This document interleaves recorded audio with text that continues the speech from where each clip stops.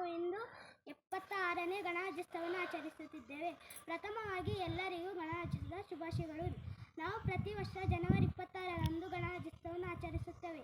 ಈ ದಿನದಂದು ನಮ್ಮ ಭಾರತವು ಗಣರಾಜ್ಯೋತ್ಸವವಾಯಿತು ಎಂದು ಧ್ವಜಾರೋಹಣ ಮಾಡಿ ರಾಷ್ಟ್ರಗೀತೆ ಹಾಡಲಾಗುತ್ತದೆ ಮತ್ತು ಸಂವಿಧಾನದ ಪೀಠಿಕೆಯನ್ನು ಹೇಳಲಾಗುತ್ತದೆ. ನಾವು ಎಂದು ಅತ್ಯಂತ ಸಂತೋಷ ಮತ್ತು ಸಂಭ್ರಮದಿಂದ ಈ ರಾಷ್ಟ್ರೀಯ ಹಬ್ಬವನ್ನು ಆಚರಿಸುತ್ತೇವೆ ಎಂದು ತಿಳಿಸುತ್ತಾ ಮತ್ತೊಮ್ಮೆ ತಮ್ಮೆಲ್ಲರಿಗೂ ಗಣರಾಜ್ಯೋತ್ಸವದ ಆರ್ಥಿಕ ಶುಭಾಶಯಗಳು. ಜೈ ಹಿಂದ್, ಜೈ ಭಾರತ್ ಮಾತಾ. ಭಾರತದ ಸಂವಿಧಾನದ ಪೀಠಿಕೆ.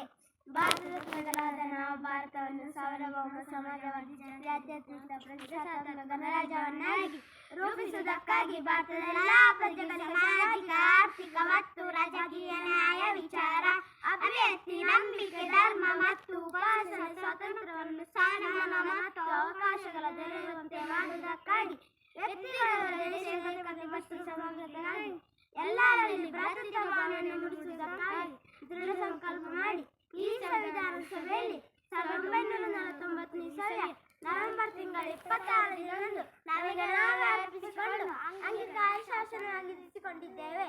ಜೈ ಹಿಂದ್, ಜೈ ಭಾರತ್ ಮಾತಾ.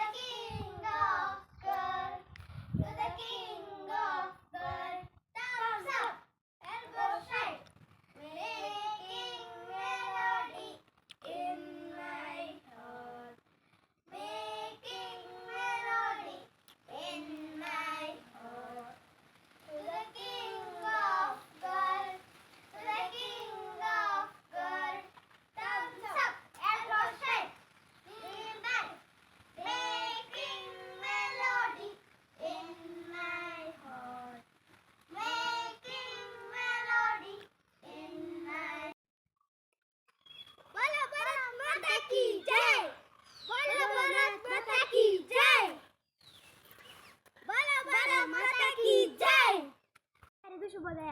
ನಾವಿಂದು 76ನೇ ಗಣರಾಜ್ಯೋತ್ಸವವನ್ನು ಆಚರಿಸುತ್ತಿದ್ದೇವೆ. ಗಣರಾಜ್ಯೋತ್ಸವ ನಮ್ಮ ರಾಷ್ಟ್ರೀಯ ಹಬ್ಬವಾಗಿದೆ. ಇದನ್ನು ಪ್ರತಿ ವರ್ಷ ಜನವರಿ 26ರಂದು ಆಚರಿಸಲಾಗುತ್ತದೆ. ಇಂದು ನಮ್ಮ ದೇಶಕ್ಕೆ ಹೆಮ್ಮೆಯ ದಿನವಾಗಿದೆ. 1950 ಜನವರಿ 26ರಿಂದ ಈ ದಿನವನ್ನು ಸಡಗರ ಸಂಭ್ರಮದಿಂದ ಆಚರಿಸಿಕೊಂಡು ಬಂದಿದ್ದೇವೆ. ಏಕೆಂದರೆ ಈ ದಿನ ನಮ್ಮ ದೇಶದ ಸಂವಿಧಾನವು ಜಾರಿಗೆ ಬಂದಿತು. ಇಂದು ಭಾರತೀಯ ಧ್ವಜವನ್ನು ಹಾರಿಸಲಾಗುತ್ತದೆ. ಗಣರಾಜ್ಯೋತ್ಸವ ಪ್ರತಿಯೊಬ್ಬ ಭಾರತೀಯನಲ್ಲೂ ರಾಷ್ಟ್ರೀಯತೆಯ ಭಾವನೆಯನ್ನು ಮೂಡಿಸುತ್ತದೆ.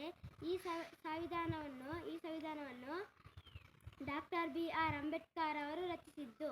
ಅವರನ್ನು ಭಾರತದ ಸಂವಿಧಾನ ಶಿಲ್ಪಿ ಎಂದು ಕರೆಯಲಾಗುತ್ತದೆ. ಇಷ್ಟು ಮಾತನಾಡಲು ಅವಕಾಶ ಕೊಟ್ಟ ತಮಗೆಲ್ಲರಿಗೂ ವಂದಿಸುತ್ತಾ ನನ್ನ ಪುಟ್ಟ ಭಾಷಣವನ್ನು ಮುಗಿಸುತ್ತಿದ್ದೇನೆ. ಜೈ ಹಿಂದ್, ಜೈ ಭಾರತ್ ಮಾತಾ.